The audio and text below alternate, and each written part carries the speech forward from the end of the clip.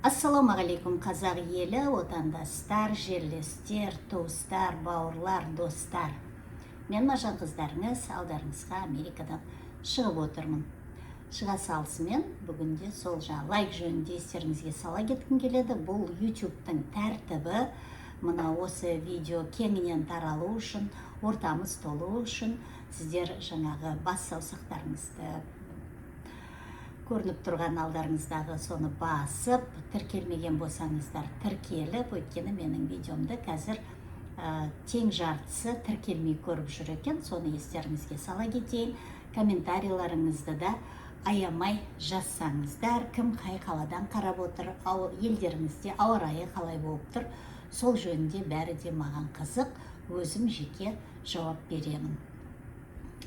Бүгінгі алдарыңызға шығып отырған себебім сол баяғы мұнайшылар Жаңаөзендегі бүгін міне 7 күн болды ма, 6 күн 7 күн оны қолдап ақжаулықты аналарымыз да шықты. Енді қолдап дос жорандары келіп жатыр.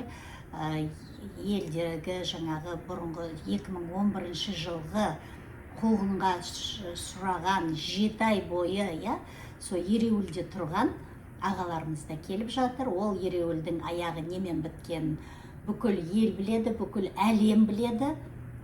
Назарбаевтың бұйрығымен қырып салғанын, сол кездегі бауырларымызды, ереуілшілерімізді, бейбіт ереуілде тұрған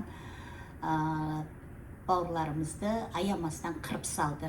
Енді міне соның бетін әрмен қылу үшін, сондайдан қорыққаны үшін міне бауырлар да қазір келіп жатыр. Жан-жақтан жаңағы арандатушылар кіріп кетпесін бақылау үшін. Оларына, конечно, әрине көп рахмет, олсыз болмайды. Сақадай сай тұру керек қазіргі мына тұрған ереуілшілеріміз. Өйткені билік қазір тым-тырыс отыр. Мына депутаттар ауыздарын ашып жатқан жоқ бұл жөнінде. Өйткені жаңағы қожайындарынан оларға фас деген бұйрық түскен жоқ. Әйтпесе, мынау сарнап жүрген, зарлап жүрген, жаңа халықтың мұң-мұқтажын айтып жүрген сымақтар қайда қазір? Міне қазір осы күні барып, мынау 7 күн тұрған ереуілшілдеріміздің жанынан бір 7 минутке де табылуға жарамай отыр. Сонда бұл қазақ халқының, кешіріңіздер, менің ішім кішкене ойнап кетті. Ереуілшілердің осы қазіргі жанайқайы тек қана мынау азаттық пен бәсенің ғана қабырғасына батып жатқан секілді. Әйтпесе кезіндегі мынау қанды қаңтарда сол жерде шапқылап жүріп, халықты арандатып жүріп, кеудесіне орден таққан жаңағы адвокат сымақтарымыз қайда, халықтың жаңағы жанашыры сияқтанып, барып жайлы креслоға отырып алып, енді тым-тырыс ғана отыр, жапқан ауыздарын ашып жатқан жоқ. Өйткені Тоқаевтан ешқандай әлі бұйрық түскен жоқ.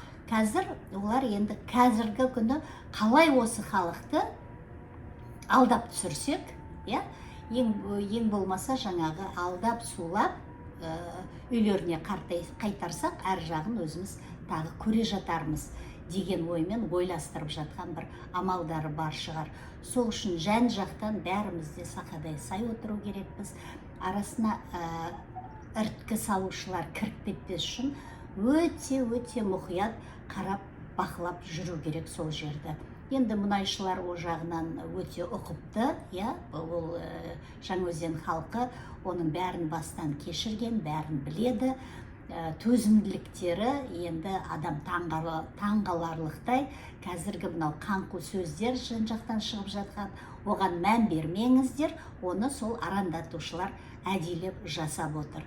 Сол мына неге жазба арқылы да сауалдама жібердім депутаттарға, неге тым-тырыс жатыр деп, бірақ енді оны аша ма, ашпай ма, оқи ма, оқимай ма, бір Құдай біледі, олар біздің жазбамызды қайтсын.